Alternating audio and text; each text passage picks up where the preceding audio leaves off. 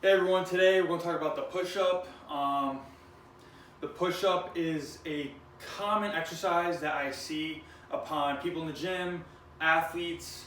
It's a great movement pattern. However, it's done incorrectly very often, so I want to brush up on a few key points of the push-up, what to do, what not to do. Don't mind my tree, just trying to get into the holiday spirit here. But today we're going to talk about something more important, which is the movement of the push-up. So why is the push-up important? Why is it a good movement? I don't think a push-up is a beginner exercise. I think it can be quite challenging. There's plenty of variations of the push-up. The main reason why to use a push-up in a exercise program is because it allows the scapula, your shoulder blades, to move freely. Things like the bench press or even other bench press variations, your scapula is in a position of retraction and depression of the scapula. So back and down. We're cued that a lot, I feel like. I hear it a lot in the gym, back and down, back and down. However, the scapula also elevates and upwardly rotates. It's very important for the scapula to be able to move freely. If you're just stuck in a retracted and downward position of the shoulder blade, limited shoulder flexion as you can see, you want the scapula to able to upwardly rotate, your shoulder blade to protract around the rib cage. So we'll try to get into a deeper analysis of how the scapula rotates during the push-up. So with the push-up, we're going to be in shoulder flexion here, horizontal shoulder flexion. Obviously, you're going to be on the ground, not in the air like I am here, but just for visual purposes. When descending, the eccentric portion of the push-up, we are going into retraction of the shoulder blade, of the scapula, okay? And then when we press up or back into the ground, we are in protraction. Scapula is slightly upwardly rotating, maybe not as much as like a landmine press or shoulder press, but it is protracting and upwardly rotating. That's important because there is a convex-concave relationship between the scapula and your rib cage. So for visual, this is the anterior portion of your scapula. The anterior portion, the anterior side of the scapula is going to have a concave just like this. And now this is going to be your rib cage. Might not be the most accurate visual, but it's a visual and gives feedback just so you could understand the mechanics of the push-up and how the scapula rotates around the rib cage. Scapula, rib cage, here we go. So the scapula during a push-up is going to protract here, okay, and kind of upwardly rotate as well. Maybe with a shoulder press, overhead press, it'll go more to elevation, upwardly rotating. But with a push-up, we're getting that movement of the scapula, which is great. The reason why I want to go into protraction is also to recruit the serratus anterior. That's an important muscle to get strong, to stimulate for shoulder health. So the reason why you want your scapula to move also is for your rotator cuff to stabilize the shoulder. Very important. Weak rotator cuffs can lead to a whole sort of shoulder problems down the road.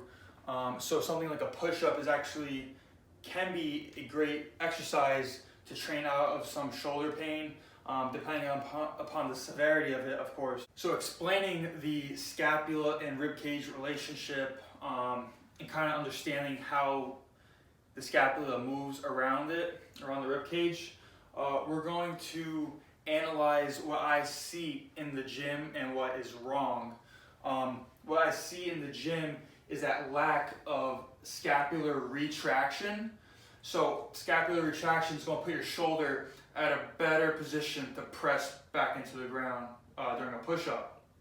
What I see is no retraction of the scapula, and I see a lot of anterior glide of the humeral head in the shoulder capsule here. That can cause unnecessary pressure onto the anterior capsule of the shoulder joint that could potentially lead to further injuries down the road. So the main key here is to get into that scapular retraction during the eccentric, and then on the concentric on the way up, we're going to press into the ground all the way until your scapula are fully protracted here. Next key point of the push-up on what to avoid is unnecessary movement of the cervical spine. I see this too, is when we're going down into the push-up, I see the neck reaching, I see cervical extension. That's poor posture. This is not very comfortable to do. There's no need for this movement of the cervical spine. What we want to do is to cue chin back, tuck the chin, and you want to have that proper alignment of the cervical spine and with the thoracic spine, with the lumbar spine, into the sacrum, lumbopelvic region. Very important. You don't want any poor posture in any parts of the chain. It all matters. Further down into the spine, the lumbar spine, what I see is not only cervical reaching, cervical extension going down. I see the hips trying to go forward. I see anterior pelvic tilt. We want to keep everything aligned here. Squeezing your glutes. Make sure you're in a good, proper positioning here. Chin back, chin tucked. Keep that proper posture. Great alignment throughout the spine. We want to ingrain proper movements with every rep. So a good cue to keep your lumbar spine in good posture and to stay in good positioning with a push-up is to cue to squeeze the glutes. I think that really aligns the whole spine throughout the repetition of a push-up. With all that being said, we're going to properly demonstrate on how to do a push-up. Now we're going to demonstrate on how to do a proper push-up. First, on the proper alignment, you want the wrist, elbow, and shoulder joint to be directly in line with each other.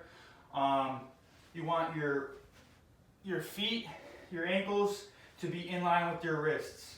So now we're going to squeeze our glutes, we're going to tuck our chin, and now we're going to descend into a push-up. Retracting the shoulder blades, keeping good cervical posture, squeezing the glutes throughout the whole rep. We're going to push up and get into full protraction of the scapulae.